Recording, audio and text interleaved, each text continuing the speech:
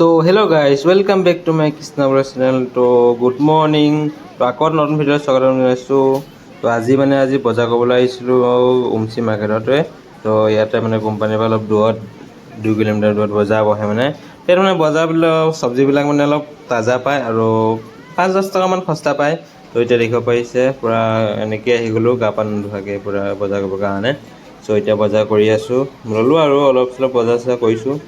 তো দেখিব পাৰিছে এইবিলাক বজাৰ কিমান ওলাইছে। তো মানুহবিলাকে পূৰা বজাৰ কৰিছে।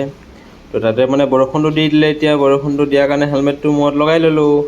তো অকণমান লগাই লোৱাৰ পিছত এতিয়া আহি আছোঁ খোজকাঢ়ি। তো এতিয়া আকৌ এটা বস্তু দেখিলোঁ, তো সেইটো নিবলৈ আহিলোঁ। তো এইফালে গৈ পিনে দেখিলোঁ যে অলপ তাজা চব্জি আছে, তাৰে ধনিয়া চনিয়া ওলাইছে। আৰু দেখিব পাইছে এইবিলাক লাও, জাতিলাও ল'লোঁ। আৰু এইবিলাক আলু চালু লৈছোঁ, বিলাহী লৈছোঁ, খিৰা লৈছোঁ। তো এনেকৈ বজাৰ চজাৰ কৰিলোঁ আৰু। তো আৰু লাষ্টত গৈ পিনে জাতিলাওটো ল'লোঁ। জাতিলাওটো লওঁতে অলপ দাম দৰবিলাক মিলালোঁ আৰু 50 টকা ল'লে।